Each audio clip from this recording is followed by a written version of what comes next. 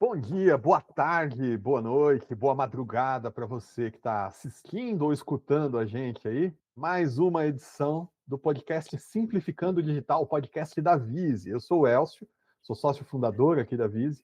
E nós estamos aqui com a Tabata, a Júlia e o Matheus. Vocês querem se apresentar, pessoal? Bom dia, gente. Bom dia para vocês aqui, meus companheiros de podcast, que a gente está gravando de manhã. Para você que está ouvindo, não sei se você está ouvindo manhã, tarde, noite, então bom dia, boa tarde, boa noite. Sou a Tabata, sou diretora comercial aqui na Vise e espero conseguir contribuir aí para o tema do nosso podcast hoje. Bom, eu sou a Júlia, responsável pelas estratégias de marketing aqui da Vice hoje. Tem muito conteúdo legal para a gente trazer sobre esse tema. Boa tarde, pessoal, ou bom dia, ou boa noite. Eu sou o Matheus e eu atuo nas áreas de outsourcing e produtos aqui na Vise. Legal, e hoje a gente vai falar sobre dados e mensuração. A era da mensuração, porque dados importam mais do que nunca, né? Tá rodando a internet aí agora uma imagem de um sujeito no vaso sanitário. Não sei se vocês viram essa aí. Vazou o banco de dados de uma empresa chinesa que faz esses robôs aspiradores, sabe? E aí, quando vazou o banco de dados, eles descobriram que o robô aspirador passa filmando a casa das pessoas. E não se. Porque o robô precisa filmar a casa ali para mapear, para saber por onde ele anda e tal. Mas esses vídeos estavam sendo enviados para essa empresa que tinha tudo armazenado lá. Sabe? Naturalmente, eles não estavam querendo espionar ninguém no vaso sanitário, né?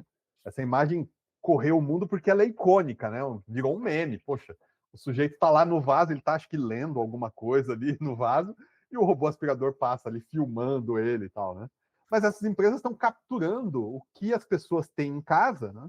Não simplesmente para mapear os dados do robô ali, mas para criar um ativo. Dados são um ativo.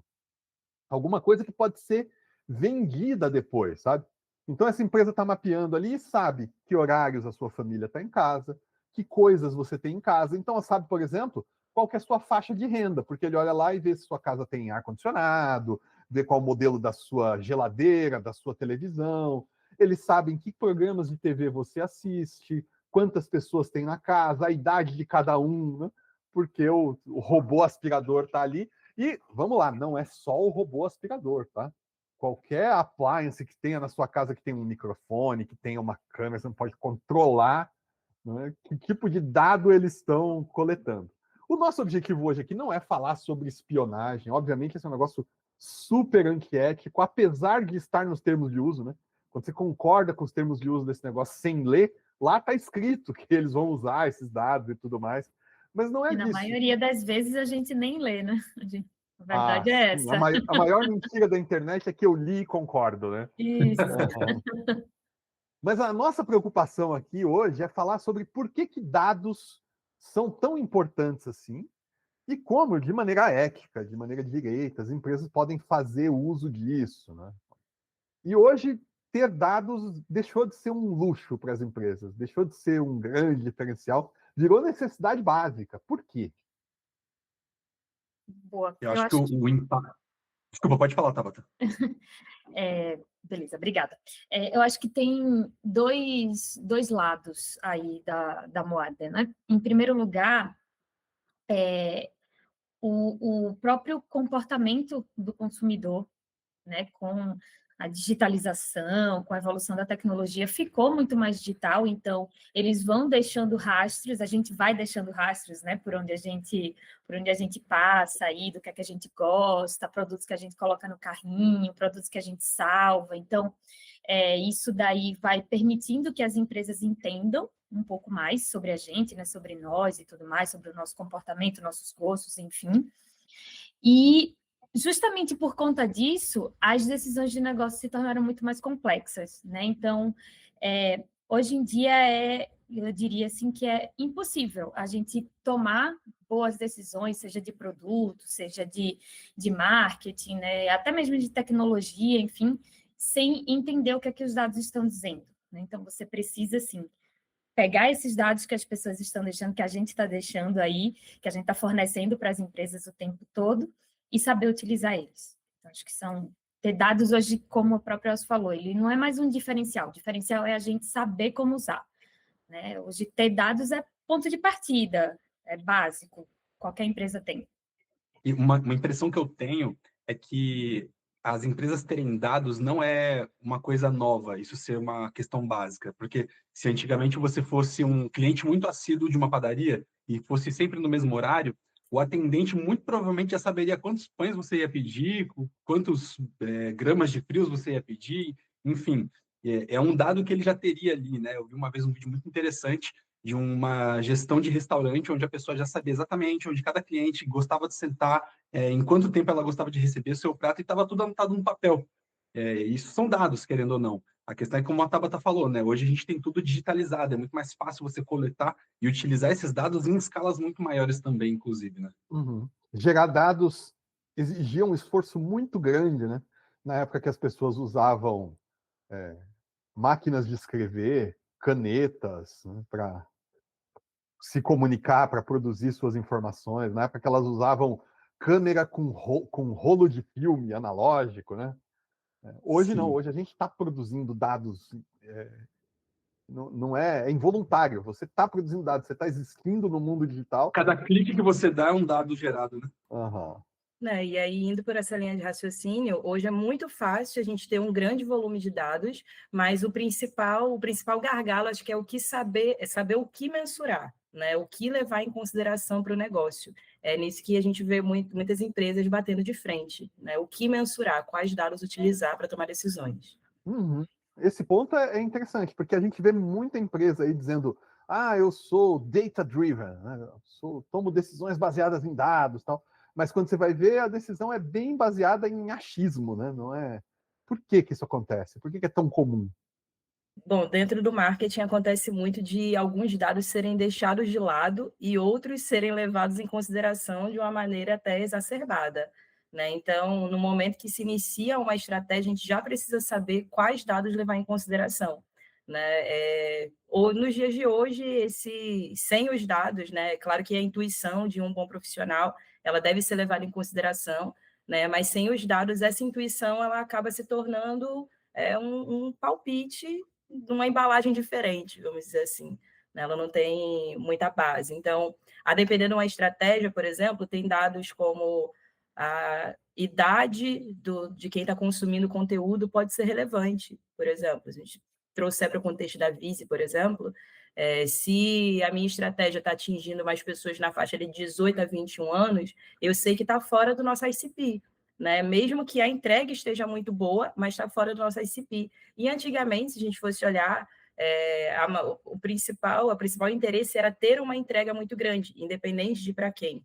Né? E aí é onde eu bato nesse martelo de que a gente precisa saber o que mensurar, a depender da estratégia, a depender da empresa. Pessoal, quem pode explicar para a gente o que é ICP? Traduz ICP para a gente aí.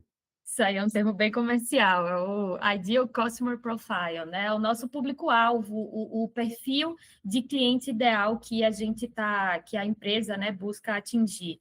Né? Então, muitas empresas elas se diferencia, na verdade, um pouco de público-alvo, porque o público-alvo é um perfil um pouco mais generalista, né? O ICP, você geralmente desenha mesmo baseada, você cria uma persona em que a persona tem qual que é o emprego, qual que é o estilo de vida, quais que são os gostos, quais que são os hábitos da pessoa. Então, você cria aquele perfil dali para você criar campanhas seja de vendas, de marketing, direcionadas para aquela pessoa, aquele perfil dali de pessoa.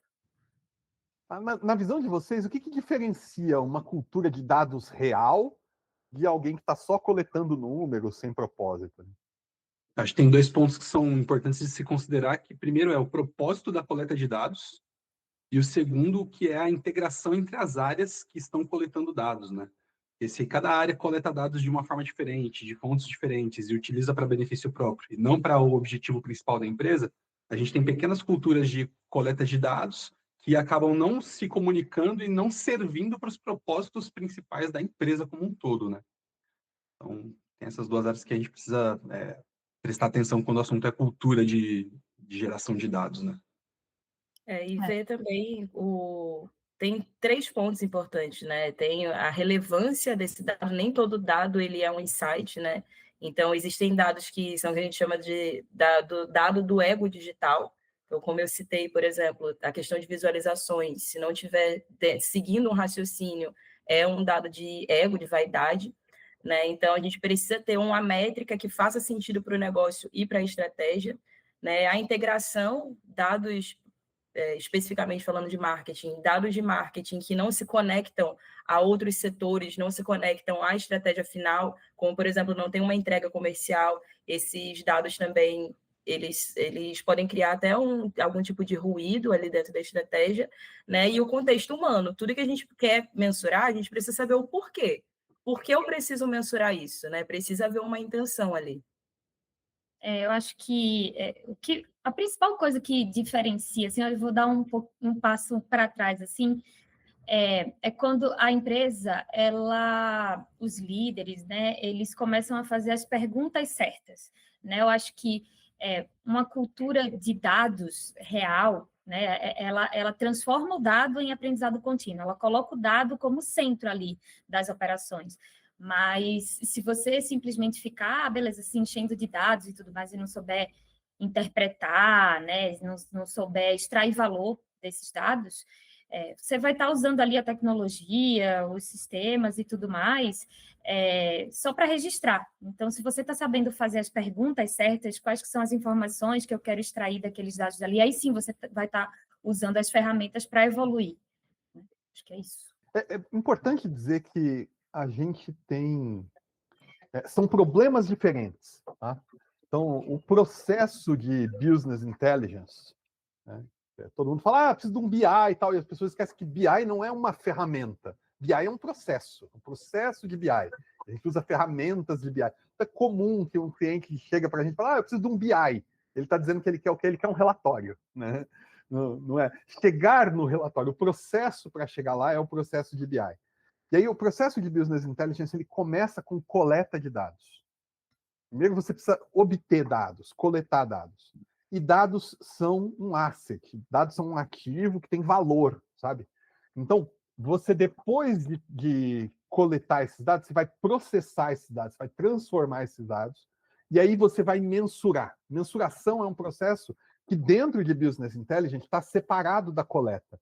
E é importante entender isso porque quando a gente está falando sobre empresas que estão só coletando e não estão extraindo inteligência e tal, é claro que isso é uma oportunidade desperdiçada, mas a gente precisa olhar para a coleta e para a inteligência com cabeça diferente, são motivações diferentes. Na hora de coletar, eu digo que você deveria olhar para tudo o que pode ser relevante e coletar tudo, sabe?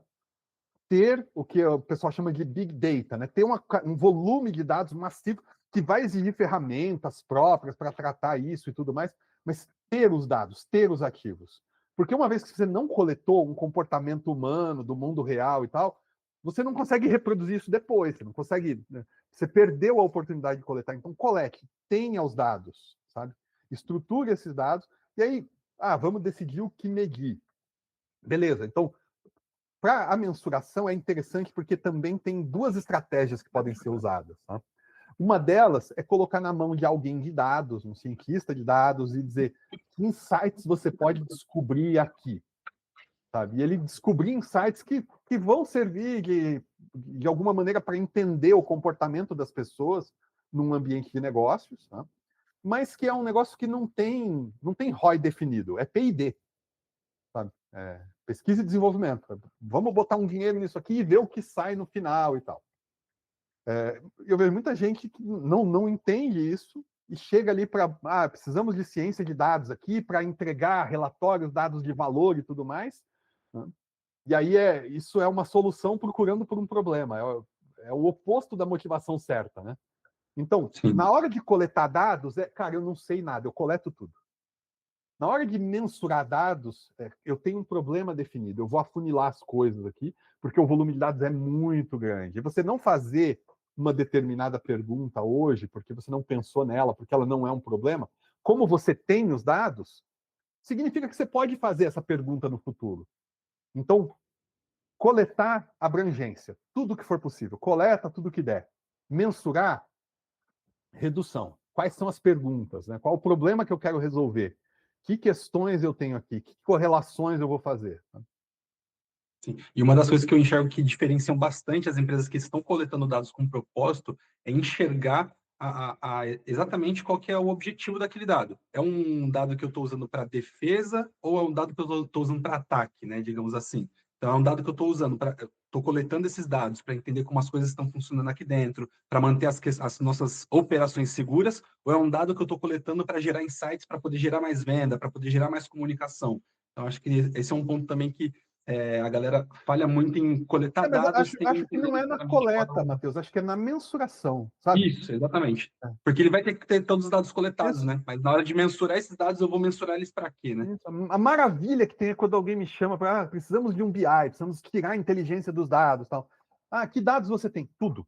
Coletei tudo. Tem analytics de tudo, tem dado de toda a informação está aqui, cada ação no sistema foi registrada, tem o histórico de tudo, sabe? O mundo ideal, né? Você não vai usar tudo, mas na hora que você está coletando, você não sabe o que vai usar.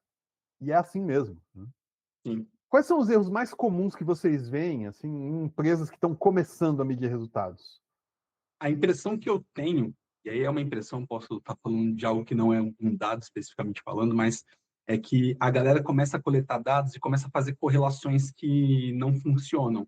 Coleta um dado e desse dado ela acha que ela entendeu o problema que ela tem ali, mas na verdade não entendeu. Então, um exemplo, né? A empresa começou a coletar dados de vendas no site. Ela começou a perceber que todas as vezes que o número de usuários caía as vendas também. Ela fala, bom, então está tendo algum problema de entrada de lead aqui, né? De geração de fluxo. E aí vai conversar com o marketing, falar, marketing, revisa aí as comunicações, os e-mails, tudo, as artes, porque a gente está tendo menos leads no site e tem menos vendas.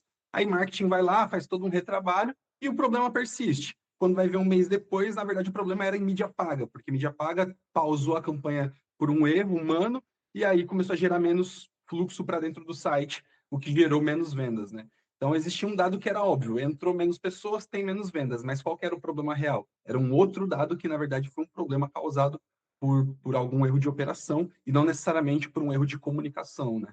Então, quando as empresas começam a coletar dados, eu acho que é importante, para evitar esse tipo de erro, fazer mais perguntas de porquê. Então, está tendo menos venda, por quê? Porque tem menos gente entrando no site. Por que tem menos gente entrando no site? Vamos entender o problema real antes de deduzir algo e tomar uma atitude em cima disso. Né? Acho que falta um pouquinho de método científico também, né? Uhum. Por quê? Será que é por isso? E o que é legal quando você tem um volume grande de dados é que você consegue fazer método científico e fazer experimentos nos dados, interagir sobre os próprios dados, sabe? Então, puxa, eu tenho uma hipótese de que a causa é essa. Você consegue isolar dados para testar a sua hipótese antes de fazer um teste AB, antes de fazer um teste no mundo real, antes de expor o negócio a uma experiência. No final, você vai acabar fazendo isso também, né? Quem trabalha assim vive de teste AB hoje, né? Mas você consegue, antes do teste AB, testar os dados e olhar e falar, será que a minha hipótese faz sentido? Será que ela para em pé? E as pessoas não têm, em muitos lugares, não têm essa cabeça. Uhum. Eu acho que um outro erro muito comum também é as empresas confundem gestão de dados com estratégia de dados. Né? Porque você ter uma estratégia de dados é você ter um plano que vai dizer ali como que a empresa ela vai coletar, como que ela vai gerenciar. Né? O gerenciamento, a gestão ela está dentro da estratégia. Né?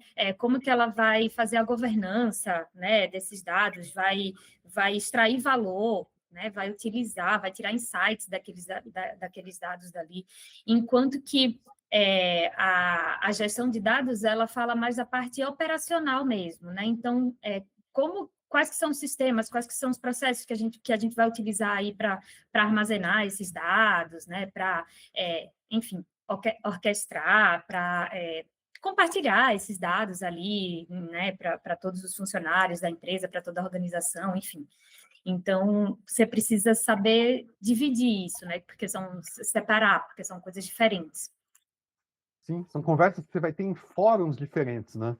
Exato. Então, o profissional de dados vai conversar com TI, vai conversar com programadores para falar sobre gestão de dados e vai conversar com as áreas de negócios para falar sobre estratégia de dados. Né? que costuma travar mais a evolução na cultura de mensuração? A falta de tecnologia, mentalidade, problemas da liderança? Me parece ser um combo dos três, né? Eu acho que não dá credibilidade para os dados. Acontece muito isso, a falta de credibilidade mesmo. Muitas vezes os dados são até coletados, né, mas aí na hora da mensuração se torna meio que um conceito abstrato, como se não fosse permear todos os setores, né? Então, acho que essa falta de credibilidade mesmo do próprio time, da própria liderança, não se basear nos dados para resolver problemas e formular estratégias. Tem um termo técnico muito profundo para descrever isso. Teimosia. Eu entendo disso. Nós, seres humanos, somos teimosos. Não estou apontando o dedo para ninguém, não, né? Às vezes a gente não quer ver o que o dado está mostrando, porque a gente já tem uma ideia na cabeça. Complementando isso daí, assim, na minha visão, eu acho que o que mais trava é realmente assim, não seria, eu não diria que é tecnologia, né? Porque hoje existem ferramentas aí que são robustas, tecnologia cada vez mais acessível, enfim. Chama a Vise, qualquer coisa chama a Vise que a gente resolve. Isso aí. Mas eu acho que o que realmente faz diferença é a questão da cultura, né? Você conseguir mudar a mentalidade da galera, porque muitas empresas têm esse sistema, vai conseguir coletar dados, né? Vai conseguir gerar relatórios detalhados com essa tecnologia, com esses sistemas, né? Que estão aí, como eu falei, cada vez mais acessíveis, mas continuam tomando decisões aí, seja por intuição, seja por hábito, né? Porque falta realmente uma cultura que, como que eu posso dizer, que valorize o dado como um insumo estratégico, né? Ter aí a liderança aí incentivando todo mundo Mas isso aí não pode gerar o problema contrário também, que é aqui a gente toma decisões baseadas em dados, a gente dá autoridade para os dados, tal, e isso acabar matando a criatividade, matando o olhar humano, limitando a inovação? Eu acho que não. Eu acho que assim, as melhores decisões são sempre as que a gente vai coletar, porque assim, os dados eles vão trazer padrões, vão trazer tendências de comportamento e tudo mais, mas a gente saber também colocar o nosso olhar, porque só o olhar humano ele vai trazer visão estratégica, né? Vai trazer um senso de oportunidade, né? Eu acho que o problema é justamente esse. Enquanto, né? Pelo menos por enquanto, exato. Se a empresa passar a usar dado como justificativa para tudo, aí realmente, aí não vai dar certo. Mas as decisões inteligentes, elas são tomadas quando você sabe colocar o seu olhar criativo ali, né? Você sabe pegar aquele dado e, a partir daquilo dali, você saber traçar um plano colocando o seu olhar criativo. Sim. E tem um exemplo muito bacana que eu gosto de usar nesse tipo de caso, que é a Monster e a Red Bull. São marcas de energético aí, e eles, cara, empresas gigantescas, devem coletar dados para poder tomar todos os tipos de decisões possíveis. Aí você abre as redes sociais dos caras e é só vídeo de esporte radical. Não tem uma latinha de energético, não tem preço, não tem um desconto, não tem uma promoção. Tem um lifestyle ali proposto, né? Tem aquilo que o consumidor deles gosta de consumir. Então, é criativo, aquilo ali é extremamente criativo. Eles, com dados, devem ter entendido aquilo que o consumidor deles gosta, e por conta disso eles entenderam que aquilo que vai fazer eles venderem mais não é necessariamente mostrar o produto, mas é entregar uma inspiração para aquela pessoa, né? Então, é extremamente criativo, mas com certeza veio a partir de dados que foram muito bem coletados, né? Inclusive, eles têm estratégias diferentes, né? Enquanto a Red Bull ela foca mais em esportes radicais, né? Então você vai pegar aquelas loucuras lá que fazem com moto, que pulam de um morro para o outro, que Desce de prédio, com skate. Essas coisas assim, Já Fórmula gastei 1. algumas horas da minha vida assistindo aquele negócio. Então, é legal, mas é muito louco. A Monster, ela tá mais em esportes, tipo, academia, né? Eles focam mais nesse público daí. Então, Automobilismo. eu falei de Fórmula 1 na Red Bull, enfim, então deve ter confundido. A Red Bull tá na Fórmula 1, a Monster tá em esportes mais como drift, rally, essas coisas. Beleza. Então não estou errada, não, ainda bem. Sim, sim. Eu imagino falar besteira aqui no podcast, gente. Mas, então, você vê que eles, apesar de serem, entre aspas, é o mesmo produto, né, um energético e tudo mais, eles tentam atingir públicos diferentes, né? Tem estratégias diferentes ali. Sim. Bom, vamos falar da conexão, então, entre negócios, marketing e tecnologia que acontece na área de dados, né? Falando de marketing, como é que o marketing pode usar os dados para criar campanhas mais inteligentes sem perder a autenticidade? Bom, começando do começo, acho que o principal ponto e o principal erro é quando a gente vai iniciar uma campanha, né, iniciar alguma estratégia, alguma ação, e acha que por ser o início não há o que se mensurar, mas sempre há o que mensurar, ainda que dentro da empresa, que seja uma empresa nova ou algo do tipo, ainda não tenha uma coleta de dados, mas existem dados que são públicos, que a gente consegue coletá-los e mensurá-los, né, para que eles se tornem um mapa. Bom, sem o mapa a gente anda em círculos, né? Aquela velha frase bem clichê, né? Que para quem não sabe onde quer chegar, qualquer caminho é válido, algo assim. Então, dentro do marketing, ele se aplica, essa ideia, ela se aplica bastante no entendimento de que a mensuração de dados, ela é um sinal de maturidade, né? Então, é entender que o dado, ele não resolve nada sozinho, como a Tabata pontuou, mas sem os dados, a gente opera totalmente no escuro. Então, num contexto de marketing, o futuro do marketing, o presente e o futuro, porque hoje a gente já vê que não existe mais um profissional de marketing, um bom profissional de marketing que seja apenas marketing, né? Todos os profissionais de marketing hoje são profissionais de crescimento, são profissionais de growth. Então, aí já começou a mudar um pouquinho esse mundo. Então, a gente entender que o futuro do marketing, o presente e o futuro é baseado em algoritmos, sim, mas também na nossa curiosidade, né, em fazer perguntas certas, em saber o que abordar, em entender melhor o nosso público e, às vezes, até desligar um pouquinho a nossa mente do que a gente acha que é o certo, né, e se basear ali no que a gente está coletando, no que a gente está vendo. Isso aí pode ser muito interessante. Eu tive o prazer de assistir uma palestra recentemente do João Branco, que é o cara lá do McDonald's, né? E aí ele veio falando a respeito de uma linha do McDonald's que era... Eu não vou me recordar agora o nome da linha, mas era uma linha de sanduíches mais gourmet para bater de frente ali. Você sabe, Matheus? Eu acho que era o Clubhouse. Mas tinha uma linha específica que o Clubhouse estava inserido e tinha outros sanduíches também, né? E eram sanduíches mais caros, com apresentação, assim e tal. E aí eles, olha o dado que eles coletaram para ter uma mudança. Eles perceberam que o público deles não estava comprando essa linha porque não conseguia falar o nome dos sanduíches. Então, imagine isso, imagine para chegar a essa decisão de tirar uma linha, né, que estava ali sendo vendida em N franquias, né, mudar tudo porque o público não estava conseguindo falar o nome, né? Foi uma decisão imensa, uma decisão que deu muito certo, né, segundo ele na palestra, que foi baseada em um dado que muitas vezes a gente poderia não dar tanta credibilidade, poderia achar um dado bobo, por exemplo, mas que fez toda a diferença. Então, eles mudaram o nome da linha, eles mudaram o nome, né? O McDonald's no Brasil é Mac hoje.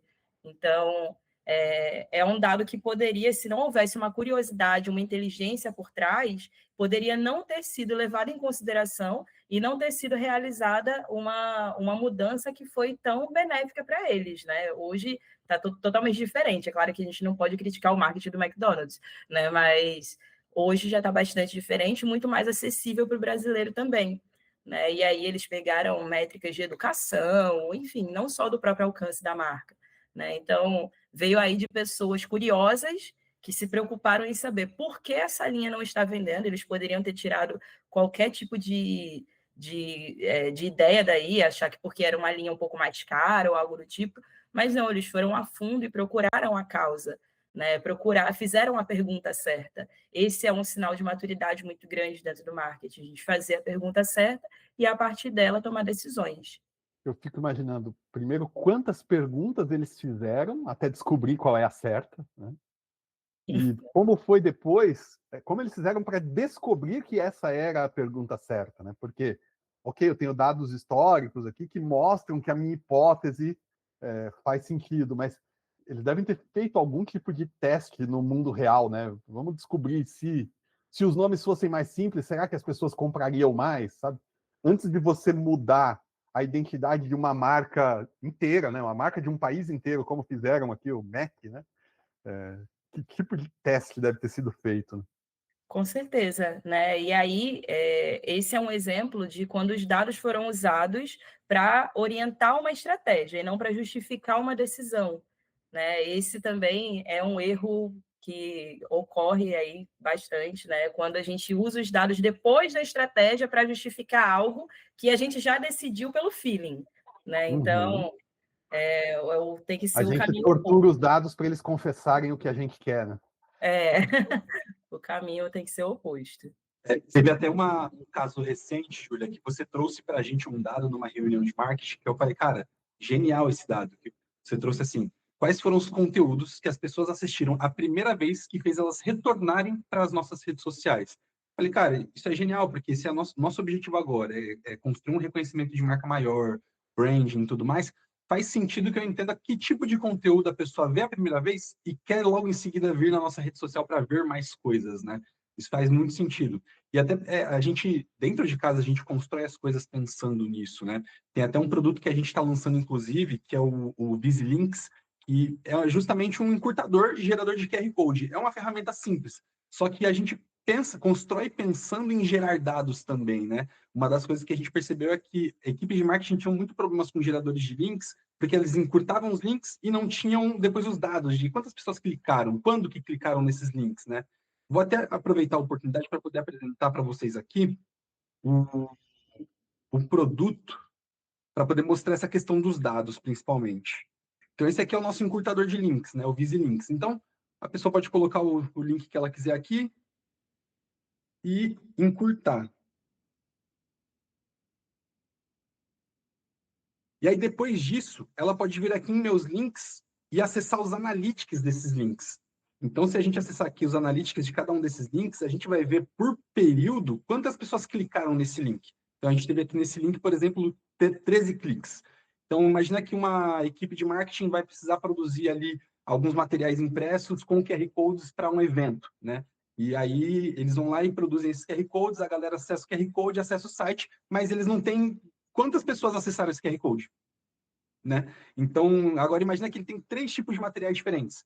Então, eles conseguem encurtar o mesmo link 3 vezes, gerando 3 QR Codes diferentes, e aí eles vão conseguir entender quais desses materiais tiveram mais acesso durante esse evento. Foi o QR Code que estava no cartão, o que estava no banner, ou o que estava passando no telão de LED, né? Então, acho que isso é um exemplo muito bacana de a gente aqui dentro de casa, né, construindo coisas para marketing que tenham dados que possam auxiliar de verdade e não se percam os dados, que eles possam ser reaproveitados para poder entender como que a estratégia funcionou e como a gente pode melhorar essa estratégia, né? Não, legal, Matheus, tem 2 detalhes que acho que é importante a gente ressaltar aí. O primeiro é que a gente está vendo só um gráfico, um resumo, né, dos cliques. Sim. Mas se a pessoa clicar ali em download dos logs, por exemplo, ela vai baixar um arquivo de Excel, né, um CSV, que tem os cliques detalhados. Então, você vai ter IP ali que você pode geolocalizar, você vai ter data e hora de cada clique, você vai ter o agente de usuário, então você vai saber qual navegador, qual sistema operacional, sabe? Um outro detalhe interessante, volta lá no início, por favor, Matheus, onde cria um link novo. Ali, clica ali no gerar tags UTM, tá? Que você já pode colocar aí também as tags UTM, quer dizer, a gente está integrado aí com o que você vai fazer de Google Analytics, Google Ads, né? O dado já vai tagueado para lá. Então, é um produto super simples, fácil de usar, mas que foi feito com essa cabeça, de gerar para você os dados, de te ajudar a coletar o dado, inclusive granular, de cada clique, tudo para você poder fazer suas transformações e mensurações depois. Exatamente. Então, a gente fala disso e constrói com base naquilo que a gente está falando, né? Pronto. Parei de compartilhar a tela aí. Ah, obrigado por ter avisado. Eu não teria percebido se você não tivesse avisado. É porque eu estou compartilhando de um jeito muito diferente que eu não sabia nem que dava para fazer. Tudo bem. Bom, do ponto de vista de negócios, o que os dados ajudam a revelar sobre o comportamento real dos clientes que a intuição não poderia mostrar? Eu acho que a intuição, ela é, como que eu posso dizer? Limitada, né? Por experiências, por vieses, né? Enfim, percepções subjetivas às vezes, né? Do que a gente já teve e tudo mais. Enquanto que os dados, eles mostram coisas reais, né? Mostram que realmente está acontecendo, né? Então, sei lá, vamos dizer, o caminho que o cliente ele está percorrendo no site, né? Até exatamente onde que ele abandona, por exemplo, um carrinho, e qual a etapa que ele abandona o carrinho, quais que são os botões, quais que são funcionalidades, né, de algo que ele usa mais. Então, eu acho que é isso, né? Tira um pouco a subjetividade, né? Os dados, eles tiram essa subjetividade e eles trazem coisas, comportamentos reais, para que a gente não, voltando para aquilo, né? Para que a gente não fique tomando decisões simplesmente baseadas em hábitos, no que a gente, no achismo, né? Baseadas no achismo e tudo mais. Baseadas em coisas reais, né? Serviços de verdade, não como a gente acha, porque a gente muitas vezes é uma coisa que a gente até fala aqui na Vise, as empresas elas chegam com ideias, né, de um projeto e elas acham que, não, olha, a gente vai desenhar dessa forma daqui, que a gente brinca que a gente tem certeza que o projeto ele vai mudar no meio do caminho. Por quê? Porque as empresas elas chegam com uma ideia, a gente estimula as empresas a desenvolverem um MVP para colocar no ar, para testar, porque no final das contas, quando a gente coloca no ar, o usuário ele vai ter um comportamento diferente, né, do que a gente estava pensando que ele iria ter e tudo mais. Então, eu acho que é isso. Os dados, e a gente fala para testar justamente para a gente conseguir coletar esses dados, para a gente melhorar o sistema, né? Então, eu acho que é isso. Eu acho que sem querer eu fiz a pergunta de um jeito meio capcioso, né? Que é, puxa, o que os dados mostram que a intuição não? Isso deu a entender que é algo assim, a intuição contra os dados, né? Não é a intuição contra os dados. A Tabata respondeu bem aí, assim, a intuição mais os dados, né? Elas são complementares, né? Tem um bocado de conhecimento humano que não é científico, é intuitivo. Tá? E mesmo o mais cético dos cientistas vive a sua vida com um bocado de decisões instintivas, intuitivas ali, sabe? E nossa vida funciona assim. O que os dados vão fazer? Vão conseguir aplicar método científico em cima da intuição, sabe? Vão ajudar a gente a, puxa, eu tenho um feeling, eu tenho um palpite aqui, legal. Vamos testar o palpite? Né?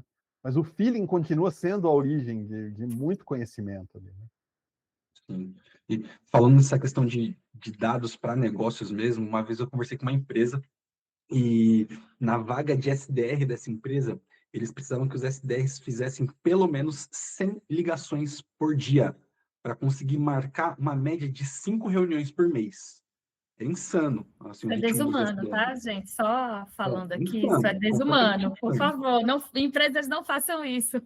A Mas pessoa é vai meio falar, que pelas minhas contas aqui, o sujeito ia falar 100 ligações por dia com 2.000 pessoas para marcar 5 reuniões, né? É é desumano com o coitado que está lá trabalhando nessa posição e sim. com as pessoas que estão recebendo essas ligações também, né? Sim. E isso acontecia porque eles consideravam dados como, das 100 ligações, muito mais da metade não serão atendidas.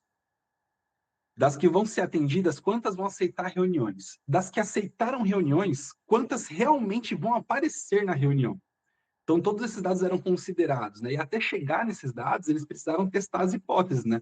Justamente o feeling. Quantas ligações eu preciso fazer para conseguir marcar 5 reuniões no mês? Vamos ter que testar com a primeira hipótese, que é 50 ligações. Não funcionou, vamos testar com 60, com 100. E até que eles chegaram nesse número ideal, né? Então, acho que essa união do feeling com os dados funciona bastante quando ela está bem alinhada, né? Apesar de ser desumano. Hum.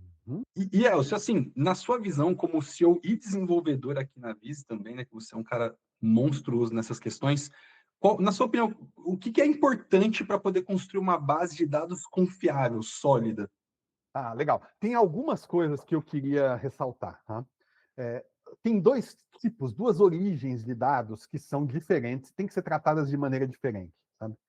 Tem dados que são dados que você vai fazer coleta massiva. Dado, por exemplo, dado analítico.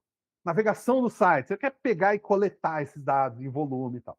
Agora, tem dados que são gerados dentro da empresa, nos seus softwares. Né? Então, você tem um CRM, você tem um ERP, você tem um PCP, você tem um outro tipo de BSS dentro da empresa, vários softwares que são usados ali para a sua operação de negócios. Né? Esses softwares, um erro que eu vejo as empresas cometerem muito, e é difícil, cara, você precisa construir uma estratégia de master data. Então, puxa, eu tenho um CRM aqui, a pessoa entrou lá e cadastra uma oportunidade. Eu tenho 3, 4 pessoas trabalhando no comercial. Aí a mesma empresa liga para outro vendedor. Uma outra pessoa na empresa falou com outro vendedor. A pessoa vai lá e cadastra de novo. Eu tenho a empresa duplicada no CRM. Aí uma dessas oportunidades fechou. Legal, tem que migrar isso para o ERP. Não existe um ID único, uma relação entre um e outro, sabe? Então, construir essa estratégia, a estratégia de master data. Como é que eu garanto que nos meus vários softwares existe uma consistência? E que depois, quando eu quiser fazer algum tipo de análise, puxa, eu quero pegar lá no meu ERP, que é onde eu tenho informação das faturas, eu quero saber quanto eu faturei para esse cliente, para esse perfil de cliente. E lá no CRM, eu quero saber qual é a origem do cliente. Ele veio de mídia paga, ele veio de lead orgânico, ele veio de prospecção ativa. E eu quero cruzar essas informações para eu saber o que está valendo mais a pena em lifetime value. Eu quero saber o dinheiro que eu estou pondo aqui, qual que é o ROI dele, sabe? Se eu não tenho uma estratégia de master data, eu não consigo cruzar isso depois, sabe? Vira um exercício de achismo e tal. Então, fazer essa estratégia de master data com carinho, com cuidado, acho que é o primeiro passo, o passo essencial. Criar maneiras para que esses sistemas estejam consistentes. A maneira mais legal de fazer isso é fazendo integração, que aí você aproveita e automatiza os processos também, né? Então, você já tem ganho imediato, já dá ROI agora. Você está preparando os seus dados para análise futura, mas esse projeto já se paga no início. Tá? E aí, depois disso, os outros desafios são técnicos. Né? A parte de coletar, de processar esses dados, são técnicos. Mas esses aí o mercado resolve muito bem. Não é um negócio difícil. Construir um data lake, colocar todos os dados num lugar que pode ser consumido, que pode ser consultado, sabe? Aí, depois disso, vem um desafio difícil aí, que é a construção, de fato, de inteligência com esses dados. Que aí é um desafio de negócio, não é um desafio técnico. Tá? Que aí acho que é tudo que a gente falou nesse podcast até aqui foi sobre esse desafio, né? Como é que eu tiro inteligência desses dados? E você respondeu, inclusive, até a próxima pergunta, né? Que seria como garantir que as áreas se comuniquem utilizando bem esses dados, né? Uhum. Porque se você conseguiu centralizar os dados num data warehouse ou num data lake, você tem um lugar na empresa que você diz, olha, o dado atualizado, real, dos meus diversos softwares e das minhas diversas fontes de coleta está aqui. Eu garanti que esse dado é confiável. Né? As empresas, as áreas vão poder construir dashboards com base nesse dado, tentar extrair sua inteligência de lá, e cada área vai ter a sua visão, sabe? O que o marketing quer ver é diferente do que a produção quer ver, mas essas visões são consistentes. Sabe? Não tem divergência de visão. Então, eles vai acabar facilitando a conversa entre as diversas áreas. Né? Sim, perfeito. E a IA, pessoal? Tá todo mundo falando de IA, né? Eu até faço uma piada que hoje qualquer podcast de negócios ou de tecnologia vai falar sobre qualquer tema de negócios ou tecnologia, falar o tema, a introdução do tema, os problemas no tema, a IA nesse tema. Tem que falar de IA. Mas falando de dados, cara, IA nasce com dados. Né? É um negócio... Então, como é que a IA generativa e a automação e a inteligência artificial, de maneira geral, está impactando isso? Vocês acham que a gente está caminhando para ter decisões completamente automatizadas nas empresas? Não Olha, deveríamos. não sei se completamente automatizadas, mas se bem utilizada, eu acho que decisões um pouco mais inteligentes, talvez, porque eu vejo muito que a IA auxilia muito na coleta de dados, mas também na compreensão da motivação desses dados, né? Do comportamento dos clientes. Então, acho que as coisas tendem a evoluir bastante. E, assim, o ser humano não está a fim de ser substituído. Então, eu não acredito que necessariamente a IA vá substituir as decisões, principalmente decisões criativas dentro de negócios. Pode ser que aconteça em algum momento, mas eu acho que a utilização da IA vai ajudar muito a entender os porquês desses dados, né? Tá, mas, pessoal, eu não perguntei se a IA vai substituir todas as decisões. Tá? Eu perguntei se a IA vai substituir decisões. Provavelmente algumas. Hoje, inclusive, algumas já têm sido tomadas com base naquilo que a IA traz, né? Muitas grandes empresas já têm utilizado a IA para poder determinar algumas coisas. Se a gente for falar, por exemplo, de redes sociais, os algoritmos das redes sociais, que são inteligências artificiais, determinam aquilo que você vai receber como conteúdo. Isso é uma decisão tomada por IA com base em dados que ela coleta sobre aquilo que você faz.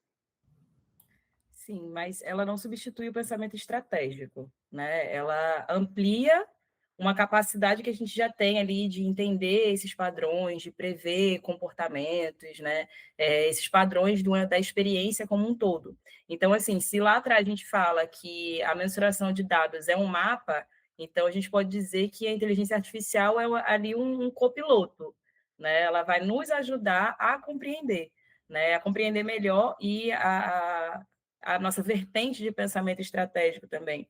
Então, na prática, dentro do marketing, a inteligência artificial ela vem nos ajudando a sair do marketing reativo para o marketing preditivo, né? Então, é exatamente nesse caminho, assim. Se a gente precisa ter um mapa, a gente precisa também de alguém que nos ajude a fazer essa leitura, né? Mas, claro, o pensamento crítico precisa partir ainda do profissional.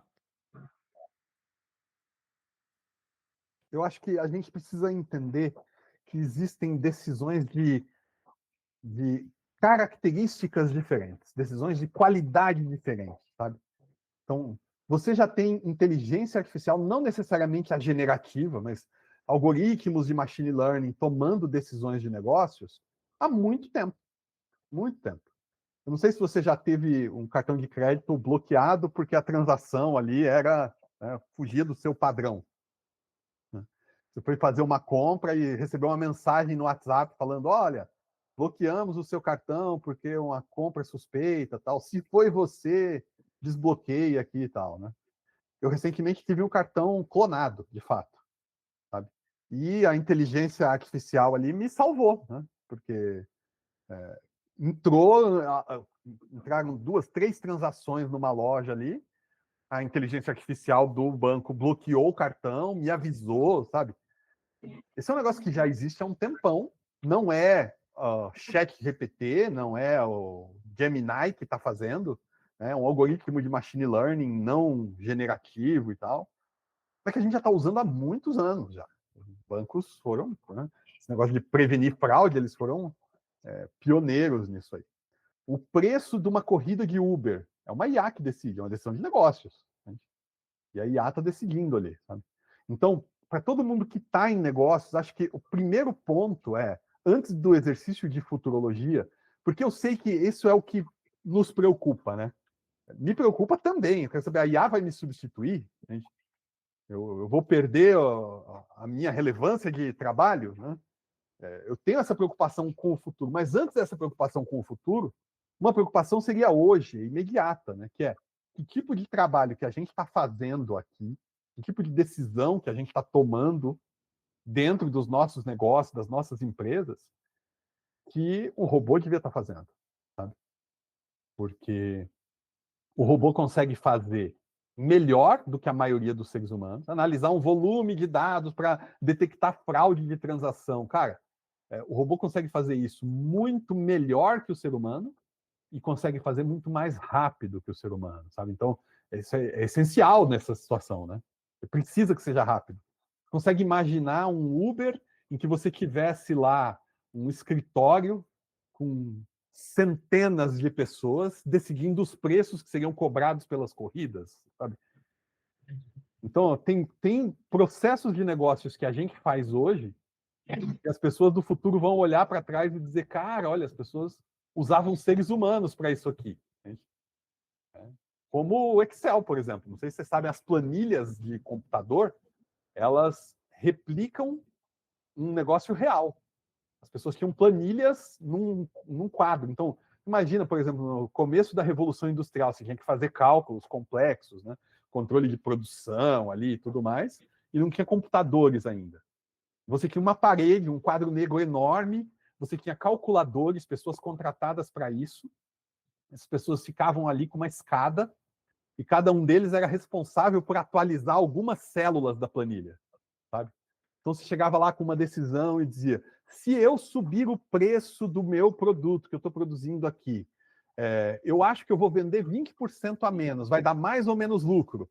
E as pessoas iam correndo lá, aumentavam o preço, diminuíam a projeção de venda e saíam calculando para chegar no resultado final e tal. Hoje a gente olha para isso e fala, cara, planilha, né? Usa planilha aí e tal, né? Mas a planilha nasceu assim. Então, tem processos de negócio que a gente está fazendo hoje que as pessoas vão olhar no futuro e vão dizer, olha, é o ser humano que fazia. Né?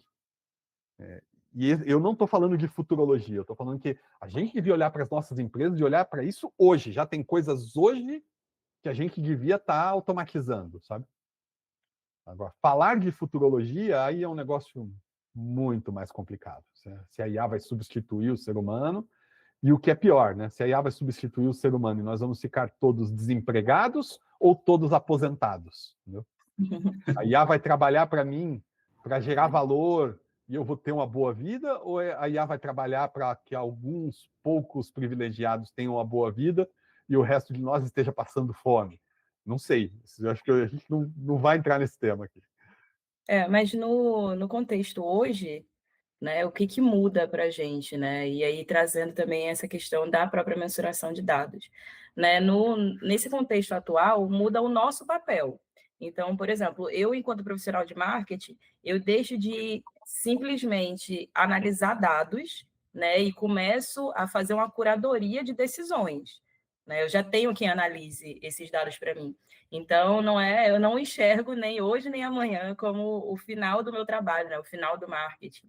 Não, na verdade, é a possibilidade de fazer um trabalho mais humano, né? Então, eu utilizando o copiloto, né, como eu chamei antes, utilizando dessa forma para me ajudar a ter essa mensuração de uma maneira mais assertiva, eu consigo liberar espaço, liberar tempo para eu fazer o que só eu, como humana, consigo fazer, que é a parte de pensar, criar, né? Toda essa parte criativa que só o ser humano consegue fazer. Então, a parte Por enquanto. chata... Oi, Elcio, desculpa. Essa parte que só o ser humano consegue fazer, por enquanto. Por enquanto. Vamos viver o hoje, né? Eu não estou dizendo que a IA vai substituir, não, gente. Eu estou dizendo que eu não sei. Tá? Eu não sei. Eu acho que não vai, mas eu estou dizendo que eu não sei. No contexto hoje, é isso, né? A gente tem a possibilidade de fazer o que atualmente só o humano faz, né? E utilizar a inteligência artificial para fazer essa parte de analisar dados, enfim. Sim, é uma vida mais legal, né? Você trabalhar naquilo que realmente vai fazer diferença ali, né? Não gastar horas e horas torcendo o Excel para lá e para cá, torcendo uma ferramenta de BI, né? Sim. Se vocês pudessem dar um conselho prático para uma empresa que quer se tornar data-driven, qual seria?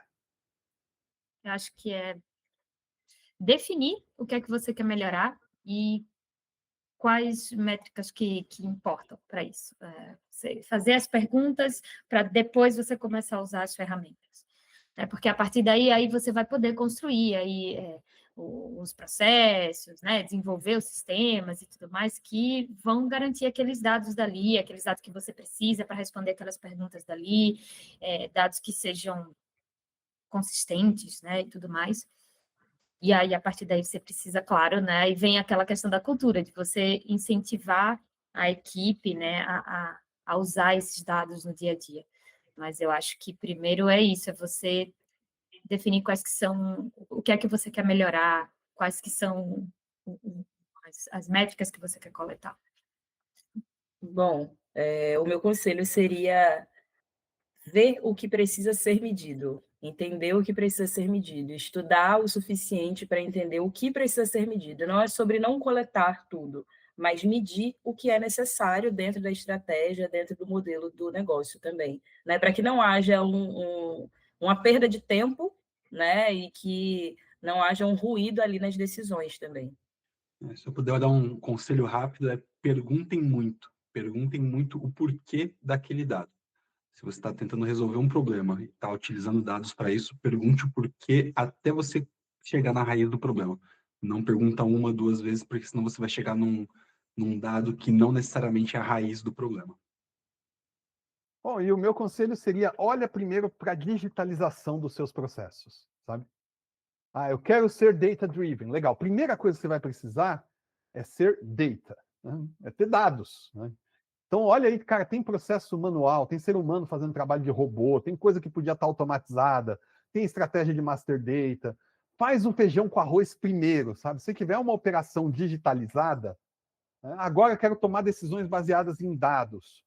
Seus dados são consistentes, eles são reais, eles são confiáveis, é muito mais fácil extraí-los, né? A gente chega nas empresas hoje, é muito comum, empresa grande, gente, empresa realmente grande.